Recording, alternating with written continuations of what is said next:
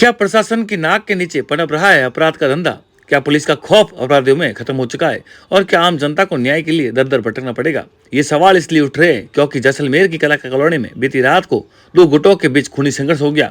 SP गोदाम के पास taxi parking को लेकर शुरू हुआ मामूली विवाद देखते देखते हिंसक हो गया। आरोपी युवकों ने जान से मारने की नीयत से एक युवक के सिर पर धारदार हथियार से हमला किया। हमले में युवक लहूलुहान होकर सड़क पर गिर पड़ा। जब उसके भाई ने उसे बचाने की कोशिश की तो हमलावरों ने उस पर भी वार किए और मौके से फरार हो गए।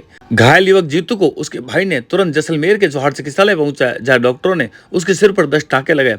फिलहाल जीतू का इलाज चल रहा है। यह पूरा मामला सरकारी जमीन पर हुए अतिक्रमण से जुड़ा हुआ है। एसपी गोदाम के पास कुछ लोगों ने चारपाई लगाकर कब्जा कर रखा है, जिससे आम जनता को आने जाने में दिक्कत हो रही है। घायल जीतू जब बाड़मेर से वापस आया तो उसने अपनी टैक्सी पार्क करने की कोशिश की तो दूसरे पक्ष ने उसे रोक दिया और झगड़ा शुरू कर दिया। घायल जीतू के परिजनों का आरोप है कि वहां चारपाई का कारोबार चलता है। सरकारी जमीन पर अवैध कब्जा किया गया है, जिससे पूरी गली संकड़ी हो गई है। उन्होंने यह भी बताया कि हमलावर पहले भी कई बार लोगों से मारपीट और झगड़ा कर चुके हैं और इलाके के लोग उनसे परेशान हैं। अब ऐसी घटना को लेकर आम जनता में भय का माहौल है और कई सवाल खड़े हो रहे हैं। क्या नगर परिषद सिर्फ दुकानों के बाहर कचरा बिखेरने पर ही कार्रवाई करती रहेगी? ऐसे खतरनाक अतिक्रमणकारियों के खिलाफ कब कार्रवाई करेगी? क्या इस सरकारी जमीन को अतिक्रमण मुक्त करवाया जाएगा? क्या पुलिस इन अपराधियों पर लगम लगा पाएगी? क्या प्रशासन और पुलिस इस मामले पर कोई सख्त कदम उठाएगी या फिर जनता को ऐसे ही खूनी संघर्षों का शिकार होना पड़ेगा?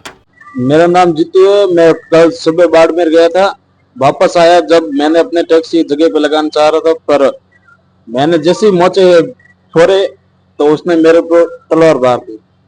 वारदात सर कुछ नहीं, मैं थोड़ा किले की पार्किंग में दूध लेने गया, दूध लेकर वापस आ रहा था तो मेरा भाई छोटा है, चाचा का लड़का, जिसने क्या है कि टैक्सी एक साइड पार्किंग करेंगे एचपी महेंद्र गैस के पास पार्क कर रहा था।